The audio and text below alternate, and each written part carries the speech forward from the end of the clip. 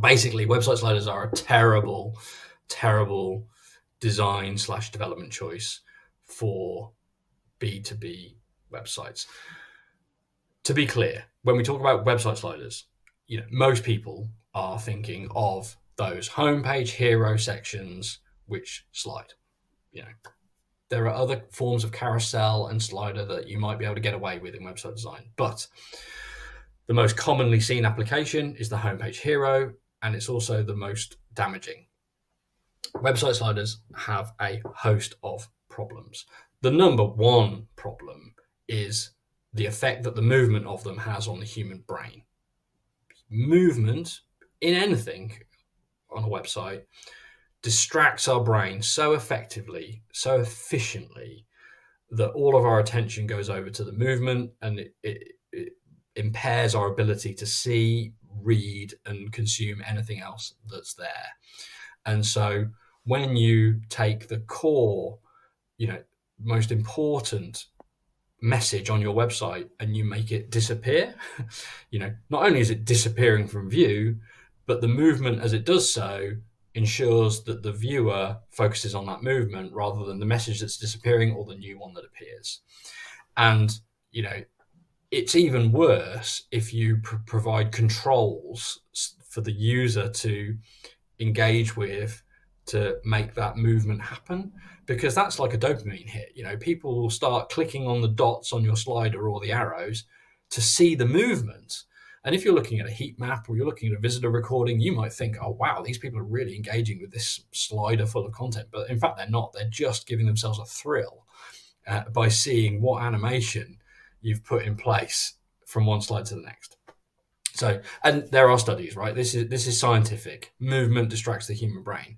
And sadly, it doesn't only apply to sliders. We have to consider the fact that most forms of animation, most forms of video will distract the human eye and brain and from whatever's alongside it. So you've got to bear that in mind really whenever you're using motion in your website and how you use it. But back to sliders. The movement distracts the human brain. The justification that's given for a slider in most cases is, well, we want to get multiple messages across. We've got more than one thing to say, and I'm like, well, I'm sorry, but you've got to try harder. You've got to figure out what is it most important to say, because trying to communicate 3 or more value propositions, benefit statements, offerings, or even offers in a slider that moves is ensuring that none of them go across, well. None of them are consumed or remembered well. It dilutes the effect of them all, and it applies, universally. The first is as poorly understood as the second and the third, because people simply aren't going to have time to absorb what's being said until movement either occurs or they activate it. It's equally bad for the search engine visitor, if you like. So when Google crawls a website, it's looking for, prominent singular H1 titles, and your SEO is impacted very much by the presence of keywords in titles and in page copy as well. And you're trying to thrust 3 or more equally important statements at Google that it cannot distinguish between. Now, you might be able to offset that slightly by making only one of them a H1, for example, now that I think about it, but it's still not as good as having a single static message and supporting image for both search engines to index and crawl and rank you based on, and for visitors to consume when they arrive. The role of the homepage hero section is so important to the first-time visitor and the impression that they form within that first few seconds, that's often called the blink test. So important. Using a slider in that situation is so damaging to that it's simply not advice that we can give.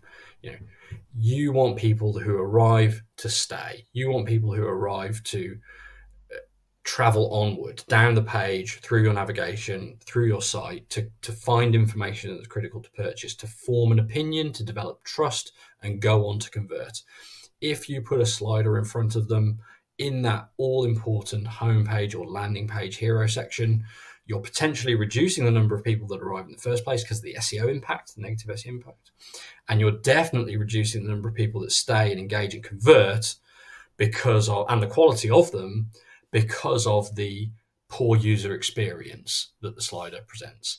And yes, if as a business you're justifying the presence of a slider by saying, well, we've got lots to say, or we've got to get across multiple messages, then you really need to go back to the drawing board, think harder about what the key value proposition for the homepage, for example, is, and for other pages, and lead with that message, and use content further down the page to cover off other points if you truly have them.